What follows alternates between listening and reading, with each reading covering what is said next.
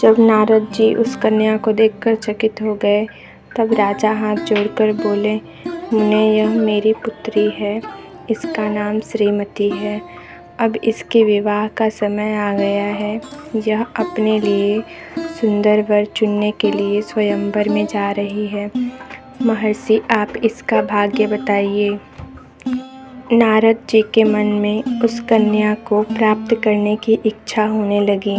नारद जी बोले राजा से कि पुत्री आपकी साक्षात लक्ष्मी है। इसे निश्चय ही भगवान शंकर जैसा वर मिलेगा जो काम विजयी होगा। ऐसा कहकर नारद जी वहाँ से विदा ले लिए और मन में इच्छा करने लगे कि स्वयंवर में आए हुए सभी राजाओं को छोड़कर वह कन्या मेरा वरण कैसे करेगी। वो सोचने लगे कि सुंदरता नारियों को प्रिय होती है। सौंदर्य को देखकर ही वह मेरे अधीन होगी।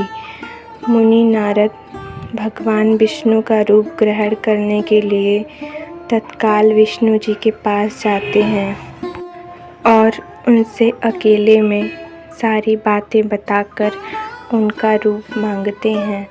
तब भगवान विष्णु बोले, मुनि, तुम अपने अभीष्ट स्थान को जाओ।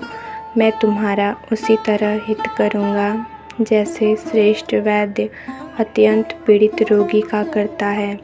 ऐसा कहकर भगवान विष्णु ने नारद मुनि को मुख तो वानर का दे दिया और शेष अंग अपने जैसा दे दिया।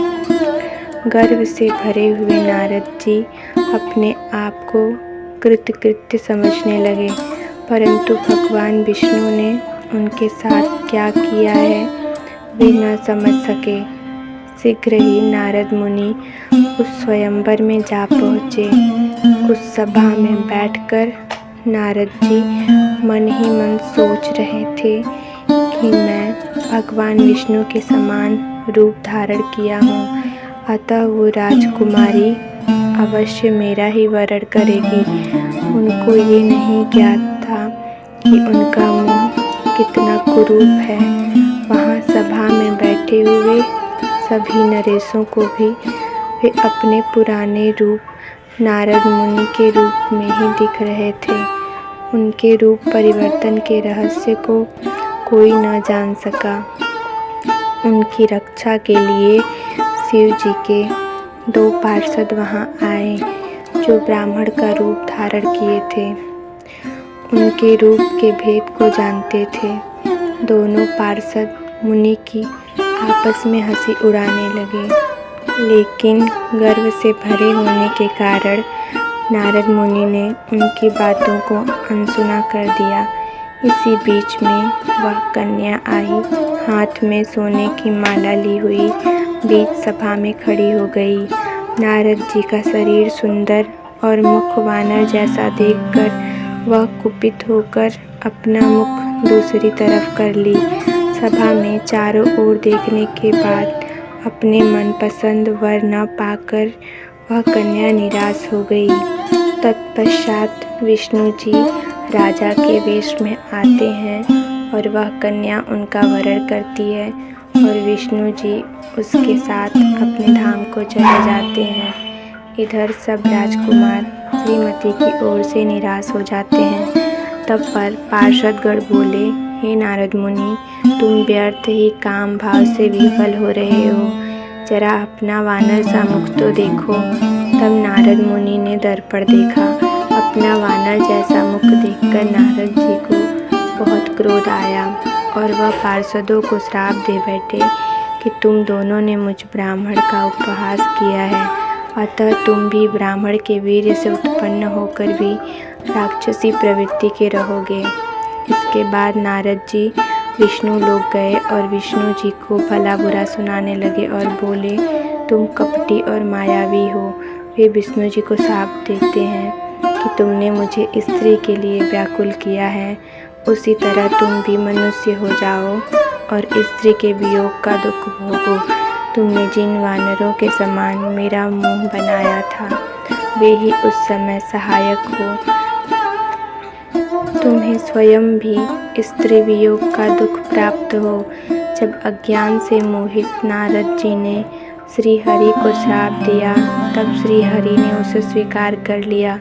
तदनंतर महालीला करने वाले शंभु ने अपनी उस विश्व मोहिनी माया को खींच लिया। माया के दूर होते ही नारद जी विष्णु जी के चरणों में गिर पड़े और बोले, प्रभु आप मेरे शाप को झूठा कर दीजिए और कोई उपाय बताइए जिससे मैं प्रायश्चित कर सकूं। विष्णु जी बोले, तुम मुझे बहुत प्रिय हो। तुमने भगवान शिव की अहंकारवश बात न मानी, इसलिए तुमने ये सब किया। अब तुम उन्हीं की शरण में जाओ। इसके बाद नारद जी शिव जी की शरण में गए।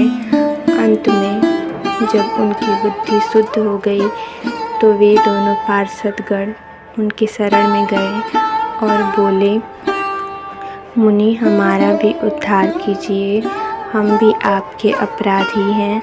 उस दिन स्वयंवर में हमने भी आपका अपमान किया था।